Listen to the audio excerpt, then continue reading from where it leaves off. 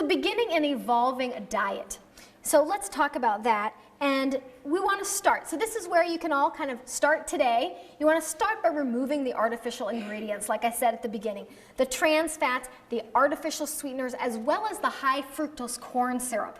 That is one that's really tough on blood sugar, and it is so processed, and it is really an unhealthy ingredient, and corn is a big problem for a lot of kids. Avoid all the high fructose corn syrup. You want to avoid the artificial colors and flavors, the MSG, the nitrates like we talked about earlier. We want to eliminate foods and additives and other factors that are going to add irritation to the digestive tract. So food intolerances, these things like corn or soy or dairy or whatever those are, we want to eliminate those. And you can do that through dietary testing. So you can just remove the food and see how they do. You can work with someone that can help you with that. Or there are different tests that you can go to a physician for, that they can run some of these panels. Things like the IgG is the food sensitivity or the food intolerance, versus a food allergy is an IgE. So if you go get a skin prick test, or you say, I think my child's allergic to dairy, they most likely will run a food allergy panel, which will not tell you if you have a food sensitivity. That's a different type of a test. So you need to be specific on that. MSG can inflame the gut. Carrageenan can inflame the gut. This is something that's often found in milk substitute products. So you want to be a little careful. Nut milks and things like that often have this carrageenan. Also, lunch meats often have carrageenan, and it's known to inflame the gut. So be careful with that ingredient. Olestra and these other fake fats, definitely avoid those. Those lectins, oxalates, and phytates, as much as we can soak or ferment our grains and our other seeds, the better, the less inflammatory they're going to be. And then, of course, yeast and other substances, as well as certain medications, can inflame the gut, so you just want to be aware of those as well. So how do we avoid toxins in the kitchen? Well, this is something, again, that you have some good control over.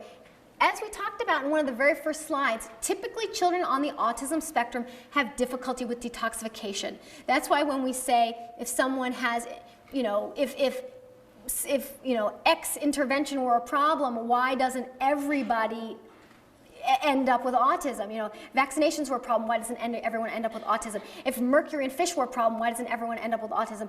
Because children with autism typically are the children with more sensitive systems, and often a detoxification system that's decreased. So when someone else can detoxify out and have no effects, it can build up in these kids, and they might not have the gut barrier or the brain barrier, so they leak into the gut and they can leak into the brain. They can be more problematic for children on the spectrum than other kids. So this is just to give you a sense of how you can take this to another step and avoid things like aluminum cans.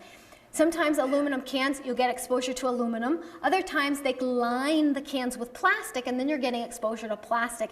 And we're seeing some studies on boys and this exposure to plastics creating a lot of problems for them. Avoiding foods stored in plastic. So if you can avoid putting your leftovers in plastic and put it in some sort of glass or something like that. If you can, I would avoid Teflon pans. That Teflon is a known highly toxic substance. I would avoid copper pots because copper is something often in excess. Copper and zinc compete. Zinc is often low, copper is often high. We don't need often more of that. So I'd keep the aluminum pans, the copper pans, and the Teflon pans. I would eliminate those, and I would get yourself something like a good stainless steel pan, something that's going to attract a magnet. Some stainless steel has a lot of nickel, which can be a problem for some kids. So if you get one that attracts a magnet, that particular type of steel has less nickel than the others. And we use the all-clad, and those tend to be one of the ones that do attract a magnet and tend to be on the better side. Cast iron, enameled iron, some of those glass visionware or Corningware type things are better options. I would avoid the microwave, and I would definitely not heat plastic in the microwave at a minimum. There's a lot of information. I've heard some doctors speak and some different information on the nutrients and the proteins being denatured through that process. Plus you have those microwaves floating around, and we just don't know the impact of that on our health yet. And again, we're dealing with sensitive kids, so what might not bother someone else might bother them. So I'm just not a fan of the microwave. It's just as easy to heat it on the stove. We've done it for centuries, and it just takes a little bit of getting used to.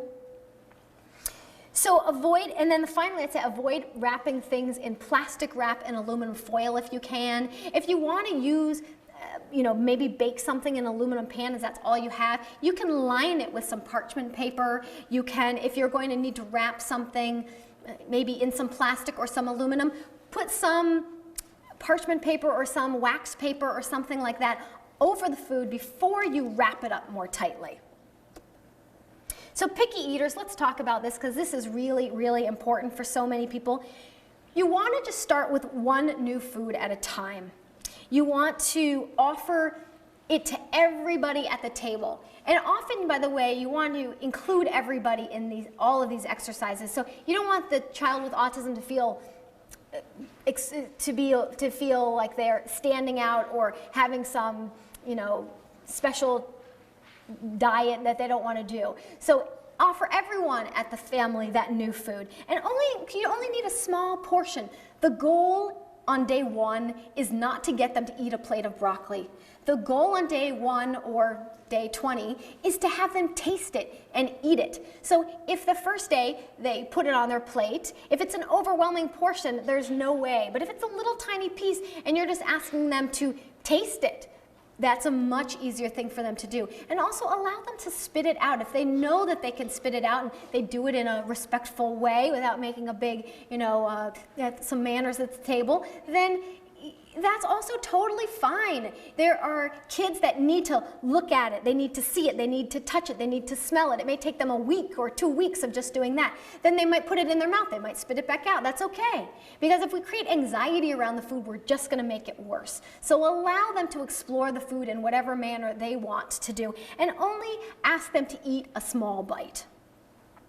Also, if you can inform them ahead of time, so I've done this and recommended this for people before. If you know what they already like, you can say, oh, well, this is going to be a little salty. This is going to be a little crunchy. This is going to be a little crunchy like that other food that you like. Give them some ideas so they kind of have a sense of what they're going to experience. And if you know that there's a texture that they don't like, don't do it because they're not going to go there. Texture is one of the biggest problems with foods is the texture. So if you know their texture issues, then you can work around it. So I had one child that would only eat pancakes with a spread. So we pureed chicken in the pancakes. We pureed vegetables in the pancakes. We pureed vegetables in the spreads. He did not care as long as it was this texture he was familiar with. And if you can figure out that little key, then you can get so much further because you can be creative. If you don't succeed, keep trying. I know that for myself, and I'm a grown adult, and since I was a kid, I loved sardines and crackers. I loved spinach. I was 5 and I was eating sardines and crackers with my father. So I was one of those kids on the totally opposite end of the spectrum, and as an adult, I pretty much eat anything. But it took me months to enjoy sauerkraut. I took a bite, it would end up going bad in my refrigerator. I have to get a new jar. But after a while, I started to really enjoy it. And I realized, this probably like this for the kids, but much, much more significantly than somebody like myself. So give it some time. You often need to expose a child to a food 15 times or more. So I'd say for 2 weeks, try broccoli. Every day, try it in different ways. Bring it into the playroom. Make it fun. Show it to them. Give it to them. Give it to them at the table over and over, maybe in different forms, little by little, not making a big deal, not watching them, not requiring and demanding they eat it before they leave the table, but just giving them access to it. And just to make it fun, make it rewarding, allow everyone to participate and have a good time with it, and you'd really be surprised. Sometimes just being in the same room with the child, they won't eat it, so some of my parents sneak around the corner and kind of peek around the corner to see if their child is eating it, and often they'll eat it when nobody's looking. Because, any of us, nobody likes to feel pressured or forced, because what if we fail? So if we're doing it on our own time in our own space, it's much easier.